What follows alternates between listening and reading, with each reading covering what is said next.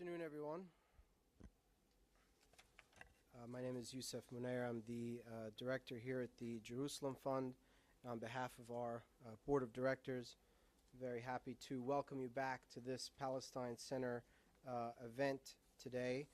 Before we get into today's event, just a couple of announcements. If you could just silence your phones or anything else that could disturb our presenters today, we'd appreciate it. Also, for those of you watching online, know that you can participate in the discussion today during the question and answer session by sending in your questions via Twitter.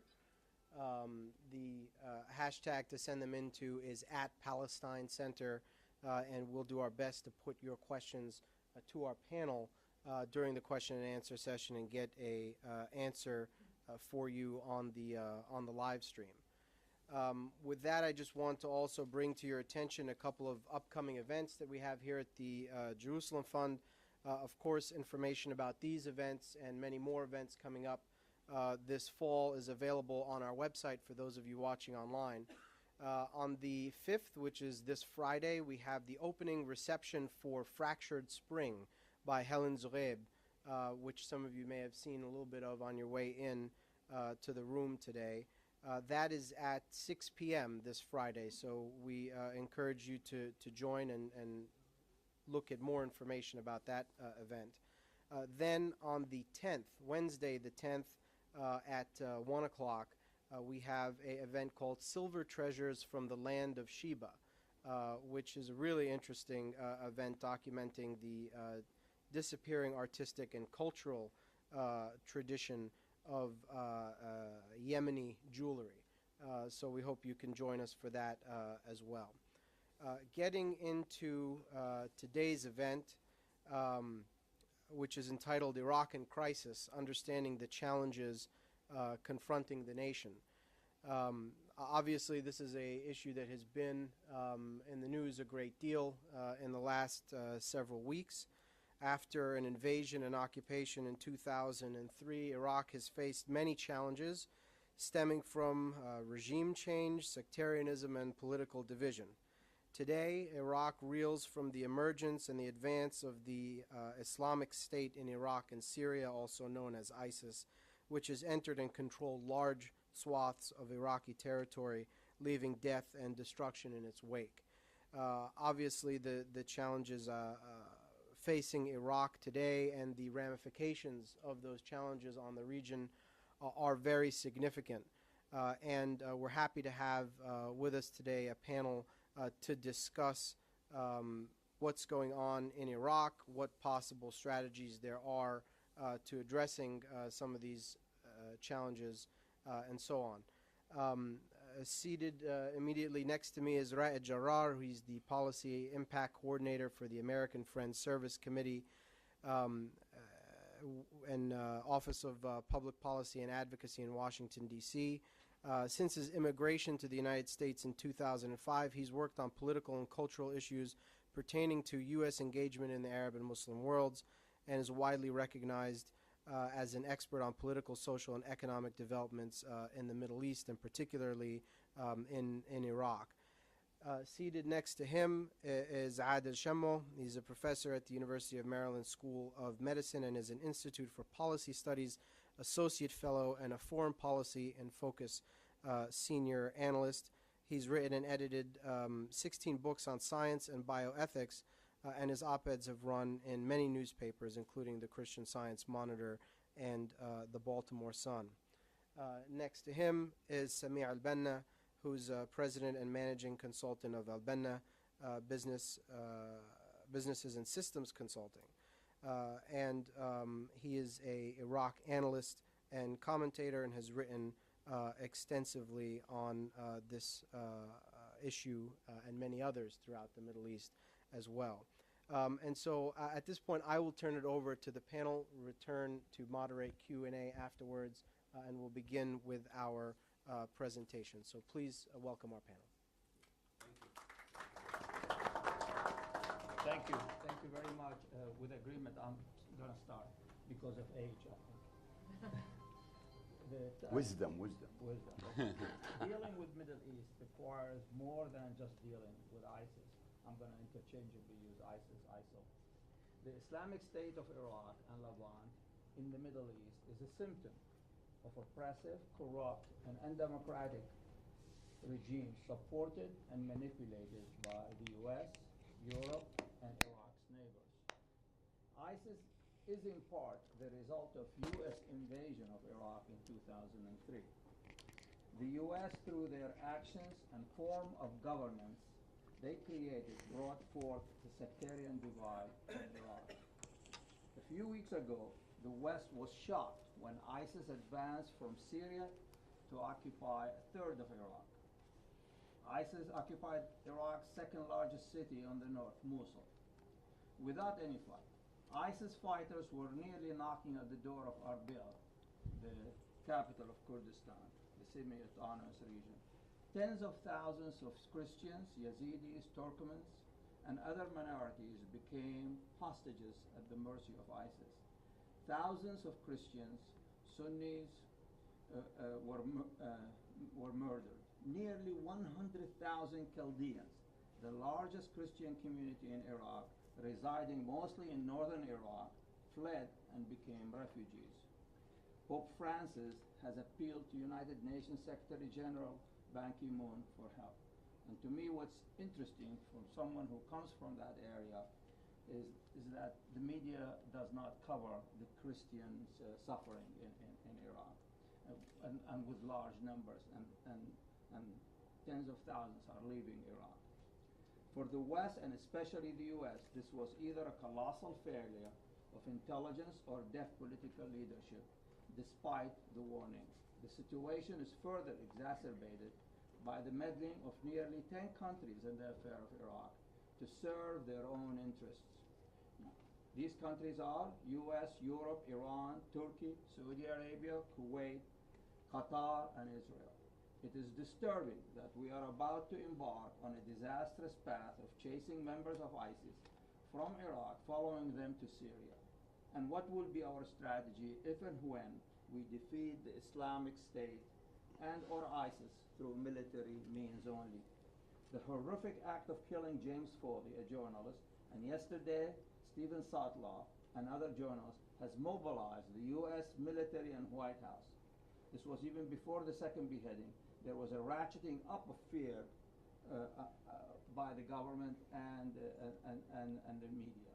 There was inflammatory language to describe ISIS, such as imminent threat, unique organization, unlike others, and they are organized with a strategic vision. Since I come from Iraq, I remember the days when they called Saddam Hussein's army the second largest and powerful army. And I used to tell my friends, it's like our fighting force versus Iraq was like a IBM supercomputer versus a slide rule, and will not take more than a week to defeat Saddam's army. Yes, ISIS is a threat to our interest in the Middle East, but not as yet an imminent threat to homeland. Consistent with the most recent statements, and multiple statements, from the FBI and the Department of Homeland Security. We should be able to handle a few hundred potential terrorists, you would think, with all our capacity. I applaud President Obama's action to rescue a few thousand Yazidis who escaped for their lives and were stranded on the top of a mountain in northern Iraq. My view is that it is commendable for the US to conduct rescue missions, preferably ones sanctioned by the United Nations. However, just bombing ISIS members, equipment, and decapitating their leadership are not the solution to the problem of ISIS in Iraq or in the Middle East. Bombing and droning will enhance ISIS's support rather than diminish it, and will provide new recruits. Rather than the exercise of the military option alone will fail in the long run, and the people of Middle East will suffer further. ISIS is a genocidal organization. It's brutal that even Al-Qaeda Central, as all of you know, disavowed them. Now they are silent, that is Al-Qaeda Central. They must be enjoying the job ISIS is doing.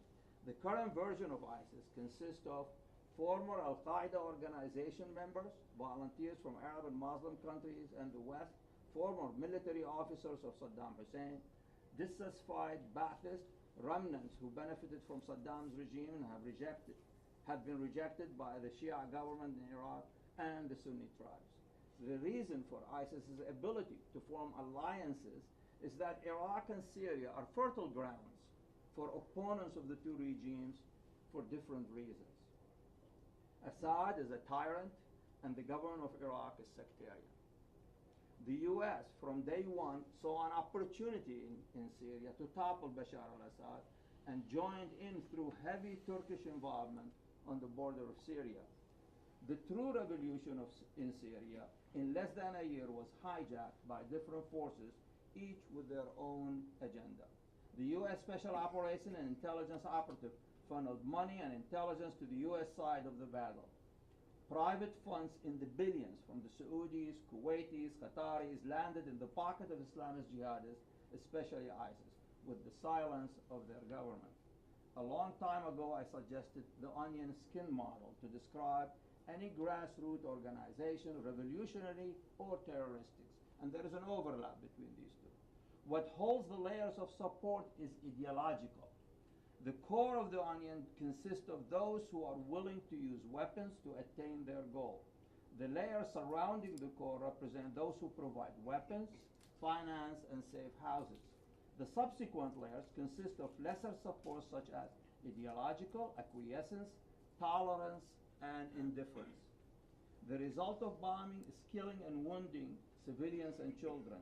Even if bombing is successful in crippling the organization rebounds with more recruits. The true battle against ISIS is ideological and may require changing U.S. policies toward the region in order to address grievances of the people towards their government, foreign forces, or occupiers. For example, the U.S. professed ideology of freedom and justice rings hollow to many Arabs and Muslims when we supply Israel with weapons and ammunition to slaughter Palestinians, which in the world of possible recruits to ISIS indicates neither freedom nor justice.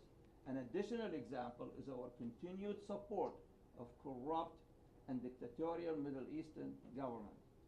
When Arabs exercise democracy, they elect government against our oil interests and they are anti-Israel, then we oppose it, and in certain cases we topple it, like we did when Hamas won.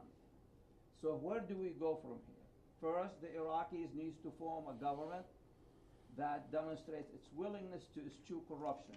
And the corruption is a disease in the Middle East, and it's the worst form of it. It should provide inclusive opportunity that many Middle Eastern politicians give lip service to, but never actually create. Finally, it should provide security to its citizens. Iraq must peel off from ISIS the support of the Sunni tribe leaders, and former Ba'athists. The U.S. needs the support of several of our strong allies, such as the Saudis, in opposing rather than supporting ISIS directly or indirectly. It's really rather very puzzling why our strongest allies gave billions of dollars to ISIS-like or ISIS themselves directly while we were silent. The U.S., in concert with the UN if possible, should bring all parties to the conflict to help to defeat ISIS. Syria and Iran should be included. Iran must reduce its meddlings with Iraq and allow Iraqis to govern. Each of these countries has an interest in defeating ISIS. The Saudis and Gulf states may be finally realizing that the monster they helped to create is a threat to them now. We must build consensus to defeat ISIS, but recognize that Iran has a role, and the sooner we come to terms with them on major issues such as sanctions and nuclear energy, the better. In Syria, we need to recognize that there is no military solution. Everybody agrees on that. And the conflict in the conflict of Syria, and help all sides to come to terms to a political solution. But we still refuse. No one really wants a political solution among those outsiders. President Obama is wisely resisting the conservatives and the neocons rush to war with Syria. Bombing Syria will eventually lead to boots on the ground. We already have 1,100 as of today. Then what? We will have more destruction of Syria, as we saw in Iraq, and greater hatred of the people of Middle East to us. These are complex and tough issues to resolve. There are no easy solutions, and I thank you for listening.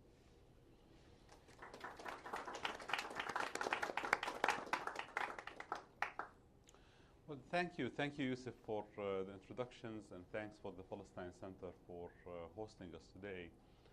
Thank you all for coming to attend the event.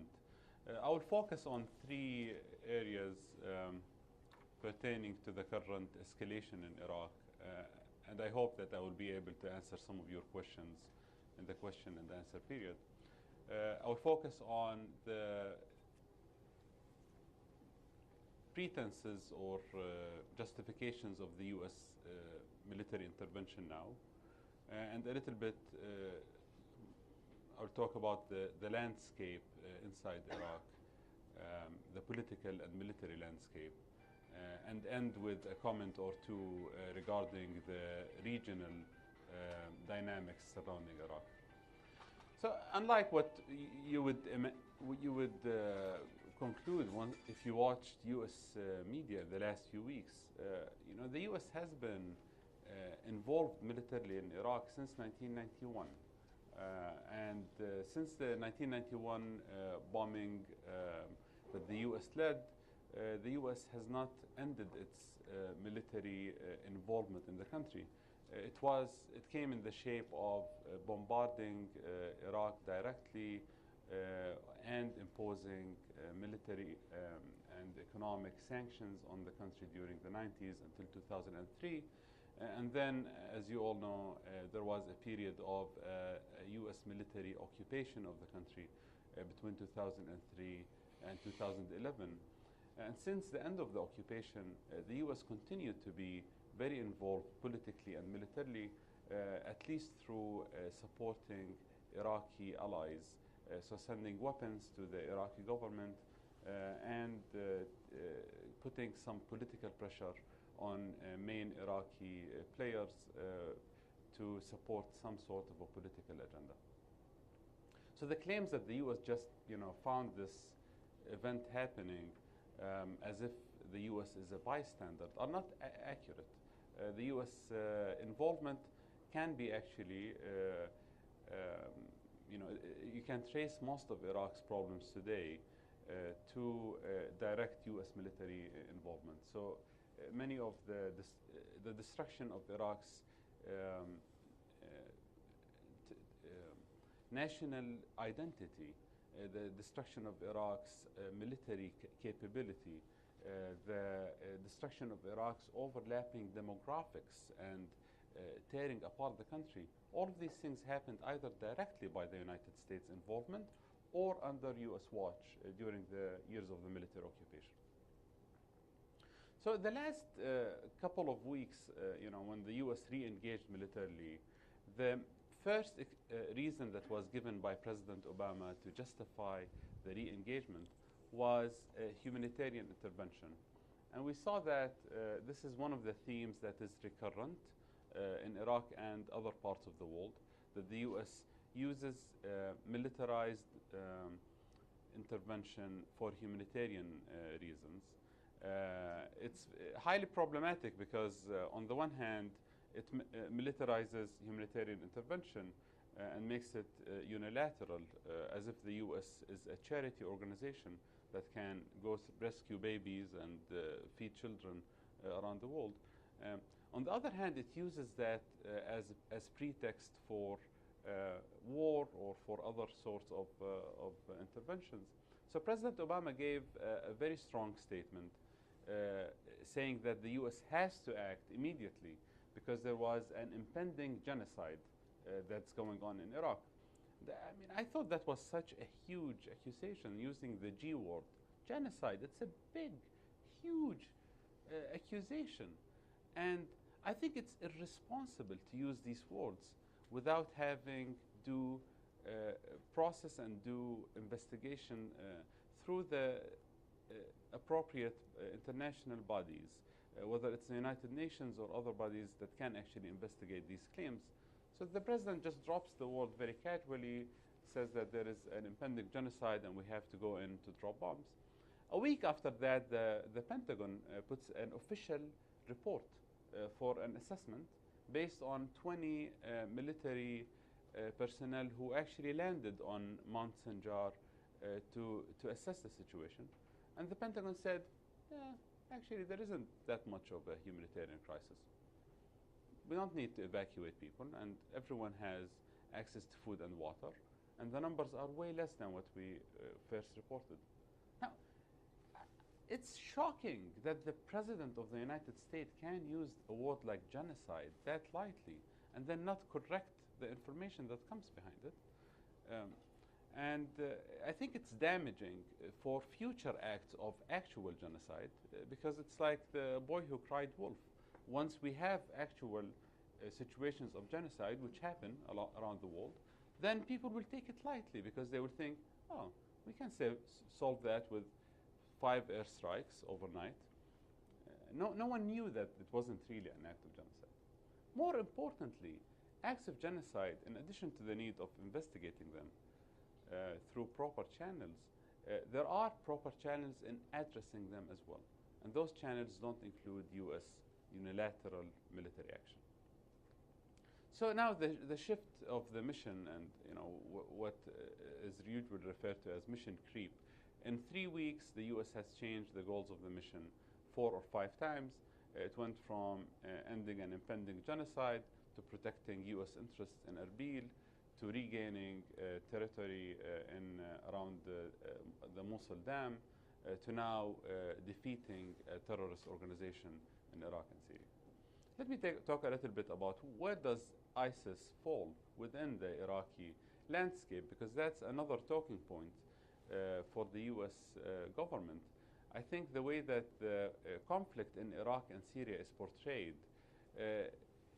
there is an image, that ISIS is this crazy terrorist organization. They're going around committing gross human rights violations, and the U.S. and its allies will step in, save the day, and kill the bad guys. And the situation on the ground is much more complicated because other players in Iraq, including the Iraqi government itself and militias backed by the Iraqi government, have been also accused of human rights violations, human rights violations that reach to the level of war crimes and crimes against humanity. So, for example, Human Rights Watch put a couple of reports in the last few months, one of them regarding the Iraqi government's abuses of human rights. The Iraqi government has a notorious record of human rights abuses, torture, extrajudicial killings at checkpoints, and ethnic cleansing. And in the last few months, Human Rights Watch added indiscriminate bombing of residential areas. The Iraqi Air Force, apparently, which is mostly made of Cessna airplanes, one-engine airplanes, usually used for training in the U.S. They fly over Sunni cities like Fallujah or Ramadi, open the door, and drop an explosive barrel. It's not that they're trying to aim at something and missing. No, they're actually trying to kill as many civilians as they could. So it's a war crime what they're committing. And some of the weapons that are used in these occasions are sent by the U.S. Militias backed and trained by the Iraqi government, so indirectly backed and trained and equipped by the United States with U.S. taxpayers' money, including Al-Asa'ib and Al-Hashd al-Sha'bi. This is a new militia that was created after Ayatollah Sistani gave a fatwa that Iraqis should join the military and armed forces to fight ISIS.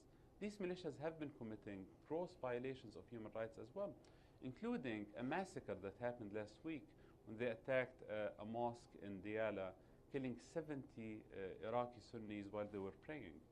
Another massacre happened 2 weeks before that when the same militias rounded up a few dozen Sunni men in a nearby town in Diyala, executed them in the town center, and then hung their dead bodies on the light poles of the streets.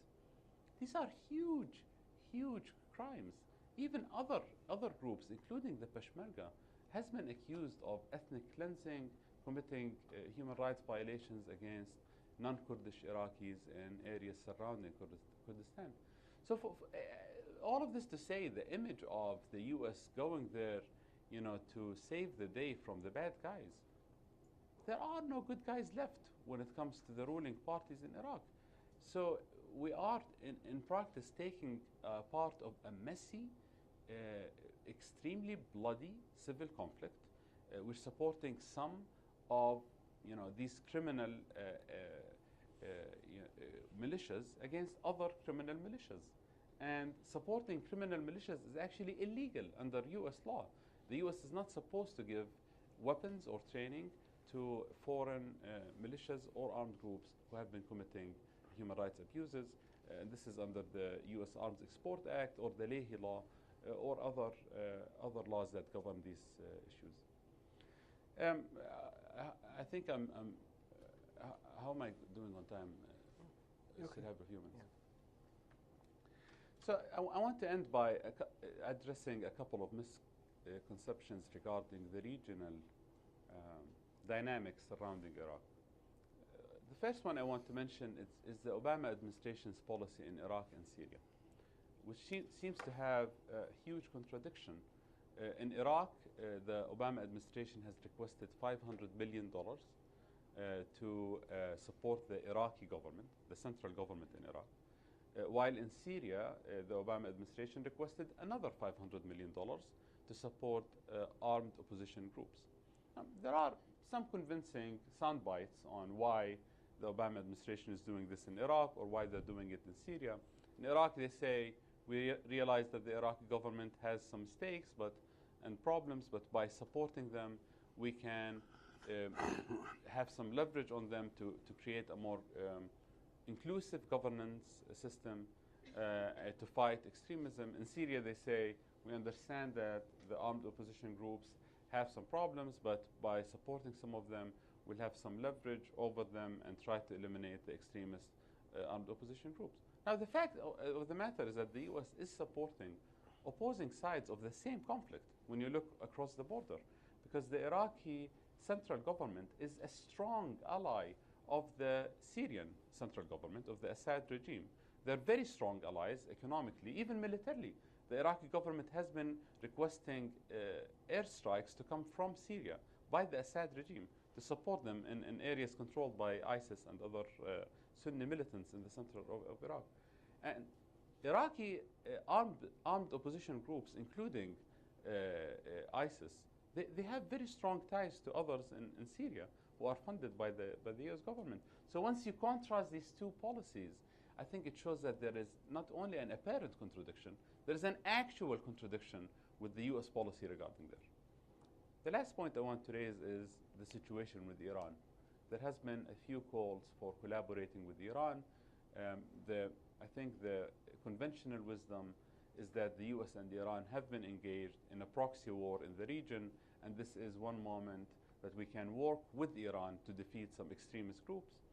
The fact of the matter is that although the U.S. and Iran have indeed been in a case of proxy war in Lebanon and in Syria and in other parts of the Middle East, they have never had a proxy war in Iraq. In Iraq, actually, Iran and the United States have been supporting more or less the same sides of the conflict since 2003. They supported the same militias, they funded the same government, and they protected the same political system. So this continues to happen until now. Iran has a couple thousand military advisors fighting alongside the Iraqi government. Iran has been sending weapons to the Iraqi government and directly to sectarian and ethnic militias such as the Peshmerga and the Shiite militias supported by the Iraqi government. And the U.S. is doing exactly the same.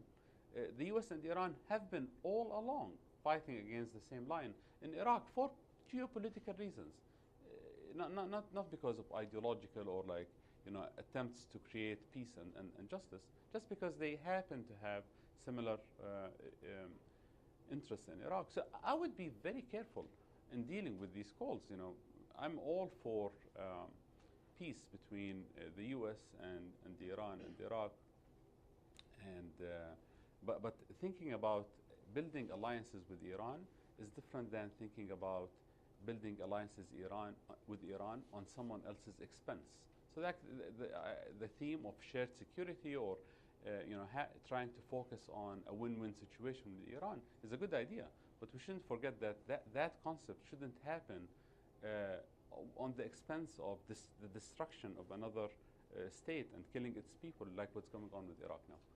Let me stop here, and I hope I will address some of your questions during the question and answer period. Thank you. Thank you. Thank you very much, and thank you for inviting me here to address this esteemed group. I want to start by first clarifying a few things and then talk about the situation in Iraq. The first thing is it is clearly a humanitarian crisis when people are beheaded in front of cameras and so on, and it is not a humanitarian crisis when 2,590 people, civilians, were killed in Gaza just about the same week, in the same period of time. They were bombed deliberately using the strategy called the Dhahiya strategy to really subdue the Palestinian population. So let's start with that point, because I agree with my colleagues.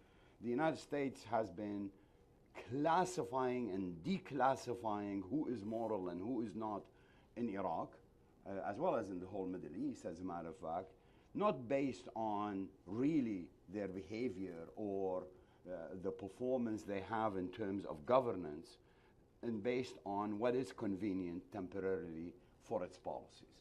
And yes, the United States today is working with Iran, is working with Kata'ib al-Salam, that are Sadrist Kata'ib al-Salam. They just fought a war together in Amaralli, in northeast of Iraq. In that coalition, there was Asa'ib al-Haq, there was Kata'ib al-Salam, there was the Iranian volunteers, and there was the Iraqi and the army and the Peshmerga, all fighting to break the siege on Amaralli. Now, the point about it is that if we continue with that kind of a policy in the Middle East, we will get more Daesh. And Daesh will become, just like Al-Qaeda today, a very reasonable group compared to Daesh. And that is the first remark, and that's really quite a bit of our policy today. It has not changed. None of the administration has changed. The last point I make before really moving to Iraq, because this is context to what's going on in Iraq, the United States is not ignorant about Iraq. Not because it only went there in the 1991 or whenever you want to date it. I recall from a book by the Secretary General of Al-Ba'ath in early 60s, when he wrote a book after he was thrown out. He wrote a book about 1963, and in that book he says, look, the coup d'etat in 1963 against Abdul Karim Qasim, and then later the second coup d'etat by the Ba'athists themselves, which brought the Ba'ath to power. He said, look, it was a train driven by the CIA, and we were all passengers in it. That's a direct quote from his book. Now, so the United States is extremely knowledgeable about Iraq, more knowledgeable than any of us in this room. They have machinery, they have bureaus in the CIA and NSA and so on. They have information, they have analysis, and they have, of course, occupation sources and so on the ground. So, so that is really important to keep in context. We're not talking to ignorant people who are making a sort of a simple-minded mistake. The next point, and that is shaping up today. I mean, it's clear, for example, 2 days ago, the head of the Yazidis in Iraq published a statement. It's a very interesting statement, actually, in which he said, there is absolutely no doubt in our mind, and I'm quoting from Arabic, I'm trying to translate, that it was the Peshmerga, not Daesh, that caused the situation for the Yazidis. The reason for that is that when we went to the Peshmerga, who controlled that area, incidentally, they were the defending forces, and told them that Daesh seems to be making movements around this area, they said, don't worry about it. In 24 hours, we woke up and all the Peshmerga had been withdrawn. They didn't fight a single bullet. Okay? From Al-Qosh, the same thing. So most of Sahel Nainawa, most of the area near Mosul, was actually handed over to Daesh, just like Mosul was handed over to Daesh. So that gives you a context. Yes, and there was a humanitarian crisis, in Sinjar and so on. The real reason, of course, the United States resumed bombing was not Yazidis on Jabal Sinjar. The real fundamental reason, which you read in Arabic papers day in and day out, is that Daesh forces penetrated Erbil. And the battle was within Erbil, not 30 kilometers or so on from that. So the United States had to rush to bomb the supply lines of Daesh to give the Peshmerga a chance to fight back. Yeah. Put that in context, because if they have the capability, we've been supplying weapons, training, money, you name it, to the Peshmerga since 1991, incidentally. Peshmerga is an American invention. It's a great American invention. Okay? They have been, they could not withstand an attack. And of course, the only battle that took place, aside from the Battle of Erbil, was on Sadd al-Mosul, was in the Mosul Dam. They were defeated squarely. Daesh took over the dam in 48 hours. The whole dam area, the whole villages around the dam. And you may wonder, of course, why is it that Daesh is killing the Yazidis, is making the Christians run away, but is doing nothing to the Kurds? Well, it is ideologically consistent in all fronts. Daesh believes the Christians are Ahlul Kitab. Therefore, they wanted to impose in Mosul jizya. You have to pay an additional tax for protection. The Christian community refused to pay the additional tax.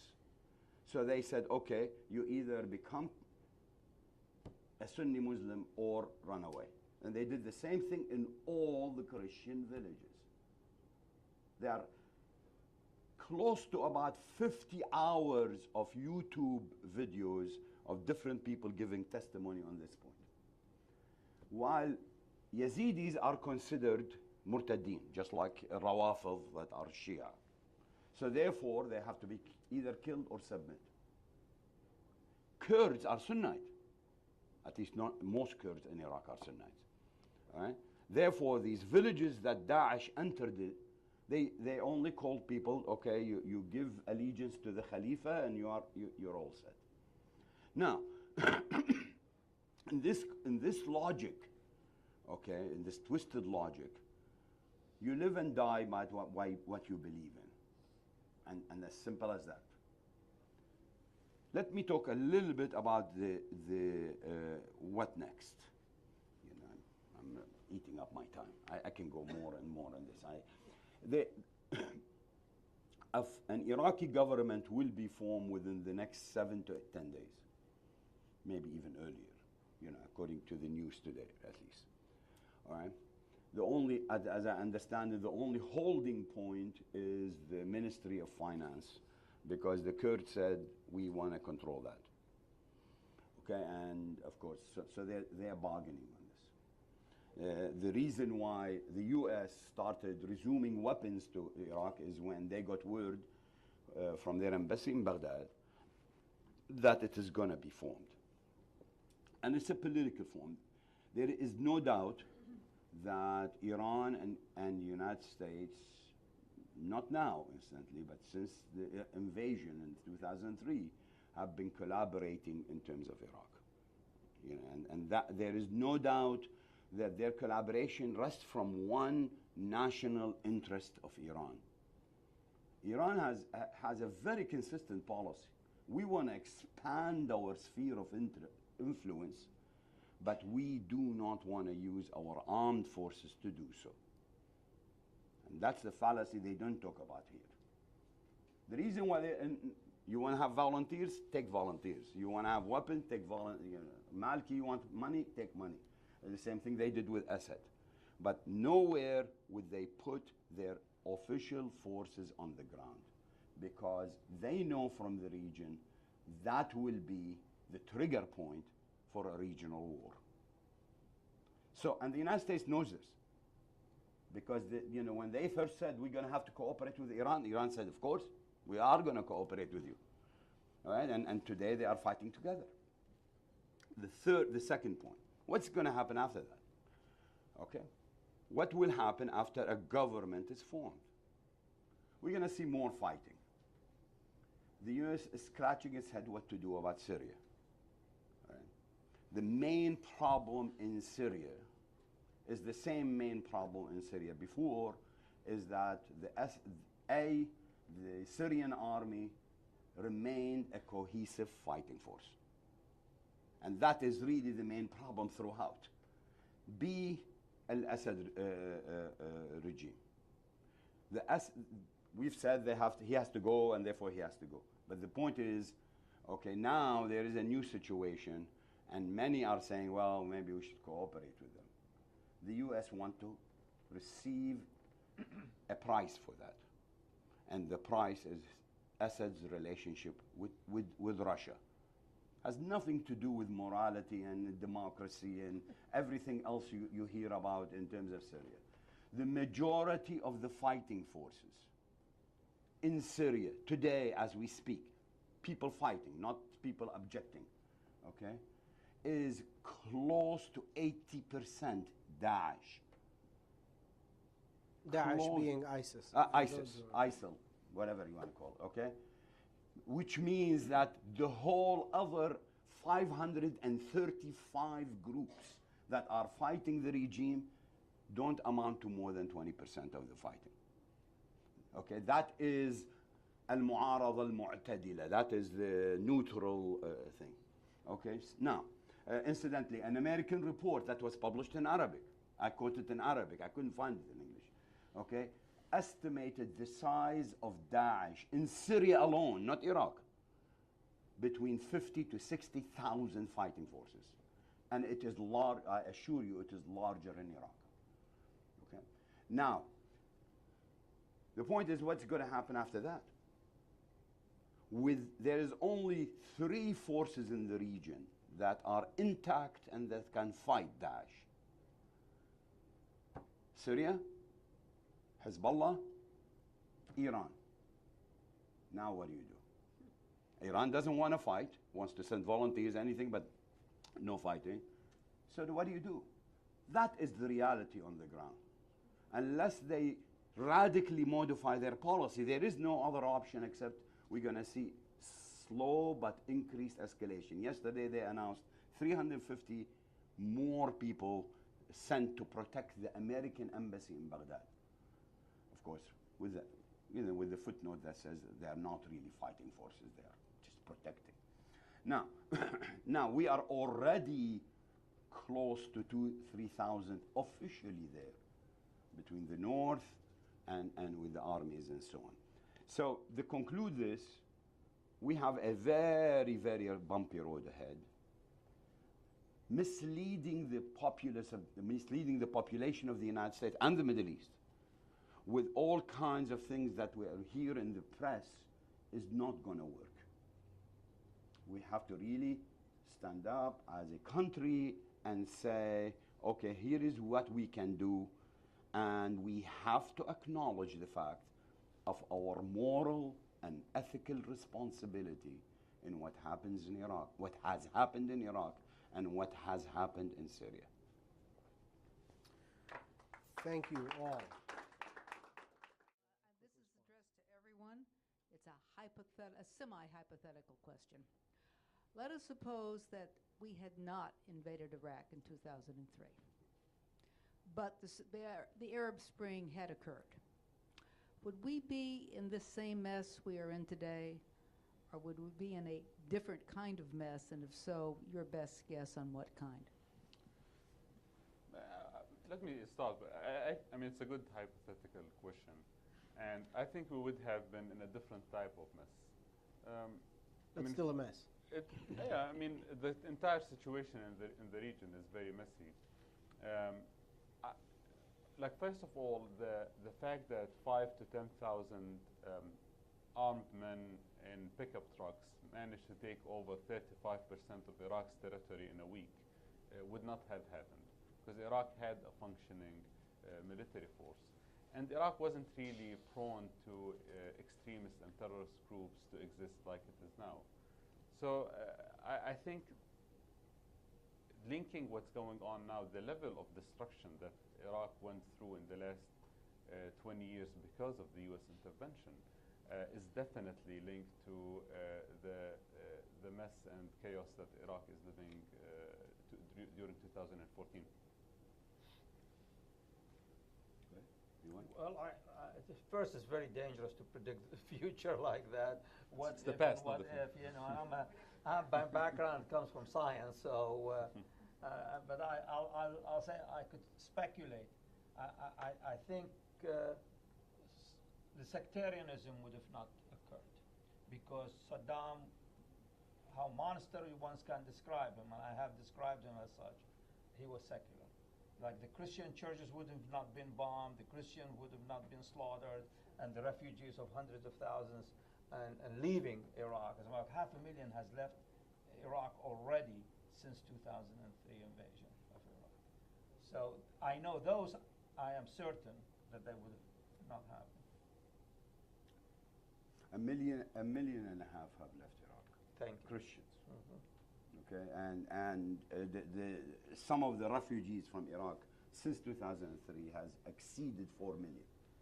Now, but putting that aside, to your point, first of all, let's clarify something about the Arab Spring. Okay,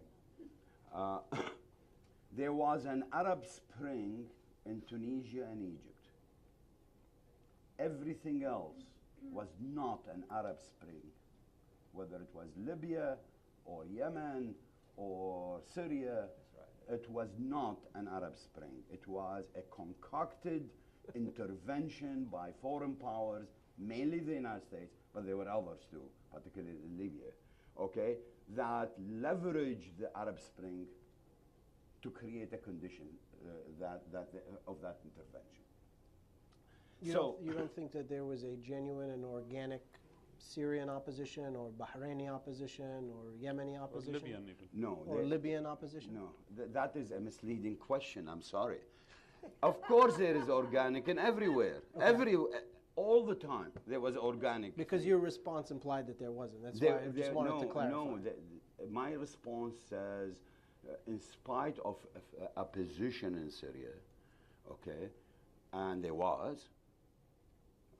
there is a big difference between people demanding their rights and people coming to break down a regime by force. A huge difference, right? And if you please review what the Syrian opposition have said, okay, in the recent months, all the things that they have published, about a plethora of reports, you see one theme coming up from them. We lost the revolution because we allowed these people to come from outside, and they took over, and it became something else. It was hijacked. Okay, that's what I meant by hijacking. Mm-hmm. So, and the same thing I could say about Libya and Yemen, please. There's always opposition. There is opposition today, okay? There is a huge difference between having opposition in Benghazi and then having special forces land in Benghazi to declare that Benghazi is under threat. There's a huge difference between these two. So my answer to your question is, yes, the Arab Spring would have been different. Okay, and there would have been an Arab Spring. I believe in the Arab Spring. I believe that the Arab people, they will rise, in spite of all of this, to really rebuild a better future for themselves, away from manipulation. It will take some time, you know, and the oil has to run out maybe. Yes, that okay. Now this the curse. Okay. And the last point I want to make is, please don't go back to 2003. Go back to 1991. Okay, because 2003 was the culmination of an illegal invasion and occupation, a culmination of a process of destruction that lasted 12 years. Okay, in terms of everything we could talk about. So you know, after 10, 15 years, and then an invasion, and then so forth, that's the period it took to really destroy the civil society in Iraq. We have a question now that comes to us from one of our viewers on the webcast via Twitter. And the question is, how much influence does the presence of oil in Iraq have on the United States, on ISIS, on Iran's actions today? Well, I could answer you that in a very blunt language. And I have actually seen it, and others have seen it. When the unclassified version of the very first slide of the chairman of Joint Chiefs of Staff's report about why we do what we do, okay? I think it was number 2nd or 3rd. Keeping the transportation lines of oil open. That was a nice way, a diplomatic way of putting that we're going to keep the oil flowing to the United States and the West. Yes, United States is almost self oil. They have the sufficient oil, okay? But we know oil is like a big ball of oil in it, and everybody is siphoning from the same ball. So if the oil from the Middle East is cut off, and with Iraq having really the biggest or the second biggest, guess what will happen? The Western countries, Europe will go black. And that would destroy our economy. I mean, we obviously know that the United States has very direct and serious interests in the oil supply in the region and natural resources all over the world. There's been a lot of reporting about ISIS taking over areas, whether it's in Syria or in Iraq, that have oil supply and so on. Yes. And they're selling it, they say. They're selling it. Which is the most puzzling part of it. Well, who in the heck will buy oil? They are landlocked. They have no ships. They have no pipelines. That means there are many, many intermediaries who they claim to be nice guys to the West and elsewhere, and they are making money out of this. What's going on? I don't know. In Syria, we know the answer. Who's buying oil from ISIS? It's the Syrian government, and so I mean, in addition to the fact that the U.S. Oil presence is important for many countries, not only because of dominating that particular oil, but because of access to energy. There has been a number of reports indicating that oil has been used as a weapon now in the conflicts in Iraq and Syria, because the powers to be can manipulate which terrorist groups can become stronger and better funded by allowing them to control or sell oil resources. There were a few documented reports by local and international media regarding the Syrian government withdrawing from a couple of oil fields and handing them over to the Islamic State fighters, to ISIS fighters, and then buying oil from them. And there are other indications that the Syrian government has been manipulating this really scary group for its own interest. The clashes between the Syrian government and ISIS have been very limited compared to the clashes between ISIS and other Syrian opposition groups. So it is, unfortunately, it's becoming a weapon of war, whether it's used directly to have access to it, or whether it's used as an indirect weapon to help some terrorist groups self-finance. I need to say something, please. I'll let you get to that in a second because I know you will have. But there are several hands up in the room, and maybe in response to one of them, you could add on that point. I just want to let's do this because we only have 5 minutes left, and I see several hands. Let's try to take as many questions as we can at once, and then get a group response because I want to make sure we don't leave people hanging. So let's start here and go around the room, and I'll take note of your questions. What do the panelists know about the men of the Naqshbandi way? Sorry, what? رجال الطريقة النقشبندية. Here. Go ahead. Thank you very much. Great presentations. We all know that oil is fungible. In a sense, it doesn't matter who holds it. It's the same bowl. My question is, and you've done a great job in going back on the history of U.S.-Iranian collaboration, cooperation, tacit, not so tacit now. If the weapons of mass destruction were not a real cause of our entry, and humanitarian reasons were not, and what would have been? What led to this U.S.-Iranian cooperation? You cited geopolitical reasons. Could you touch on that? Right. All right. Here, microphone. And then we'll go to the young lady in the back as well. I'm Mike Springman. My question is for Sami, Albanna, and Raed Jarrar. Wouldn't you say that the people in ISIL, ISIS, or Daesh are connected to the same folks the United States, Saudi Arabia, and Pakistan recruited to fight in Afghanistan, Yugoslavia, Iraq 11 years ago, then Libya, and then Syria?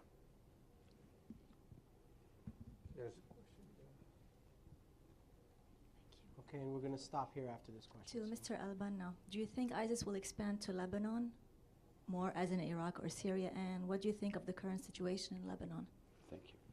Can I go first, please? Yeah, go first. And so, Naqshbandiya, right, was the first question. The real reasons for U.S.-Iranian cooperation. And entry into Iraq, okay.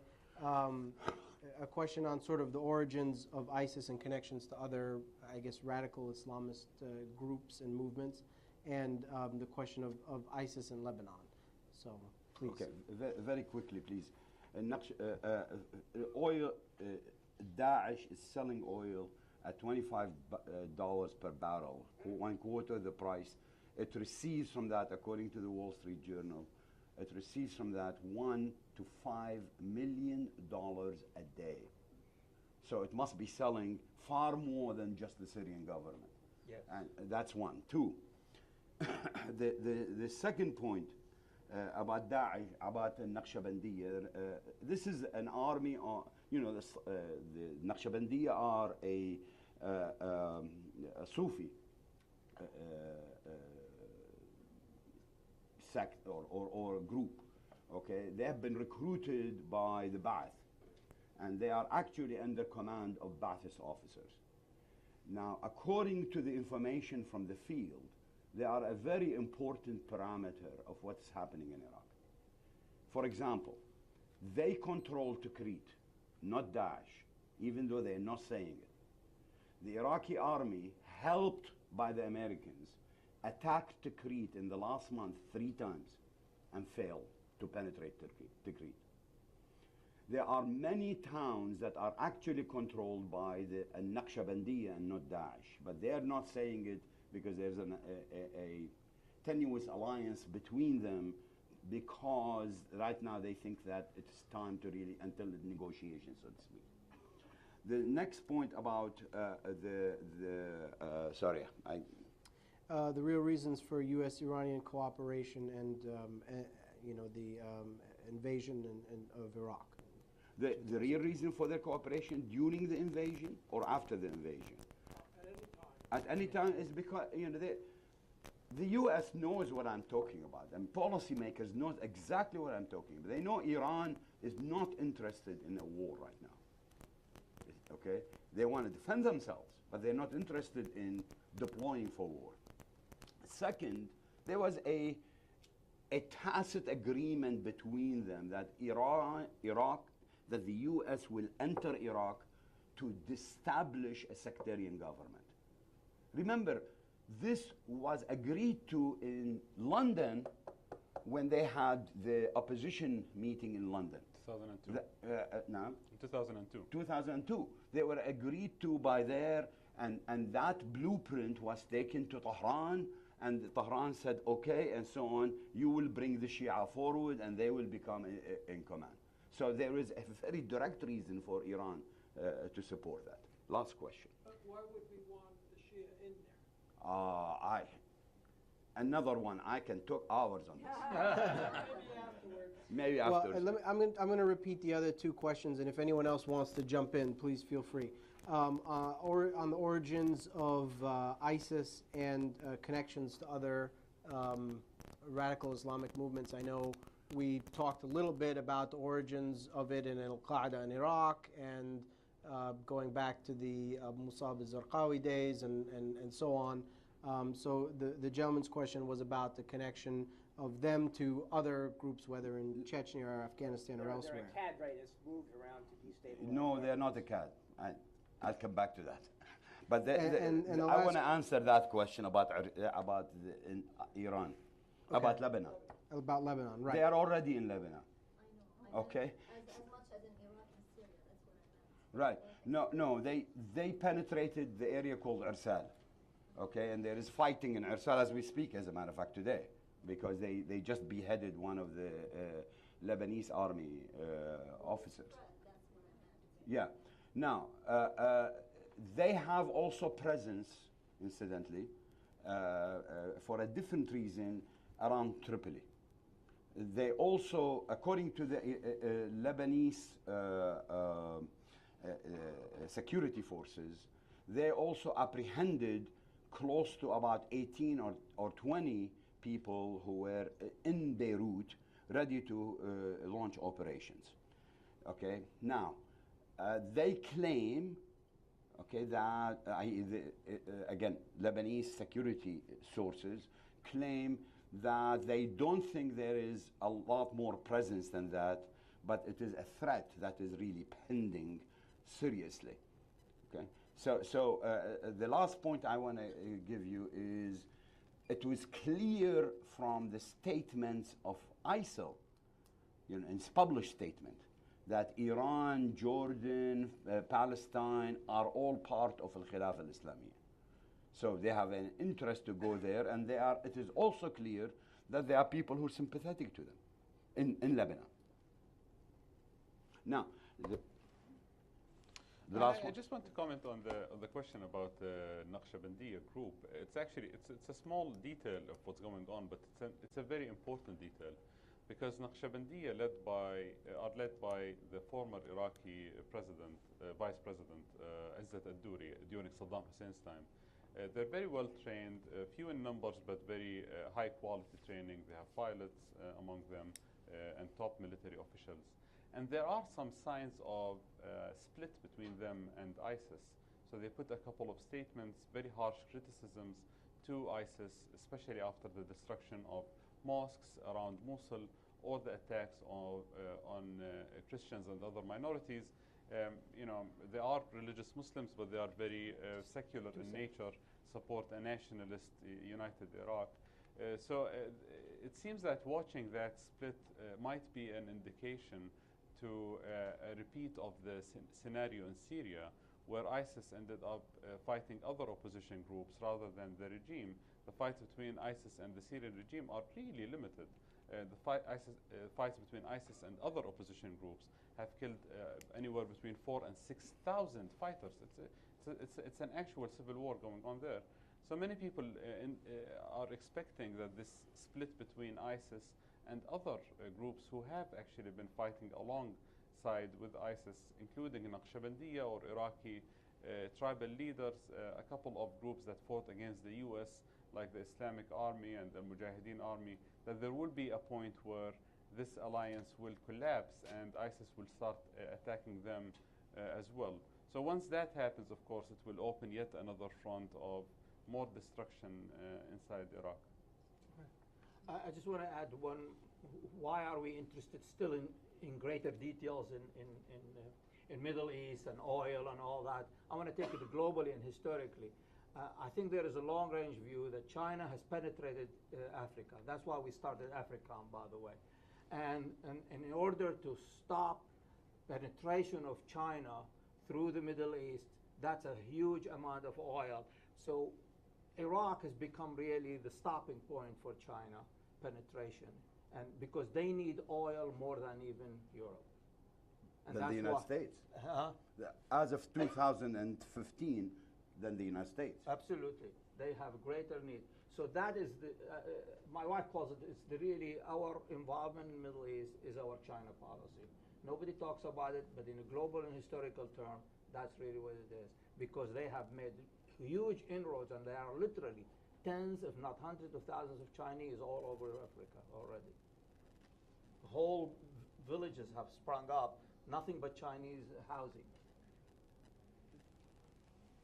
Okay, well, we've obviously covered a lot in this conversation. We thank the panel very much for their contributions, and of course, thank you all for joining us today, and to our online audience as well. Thank you.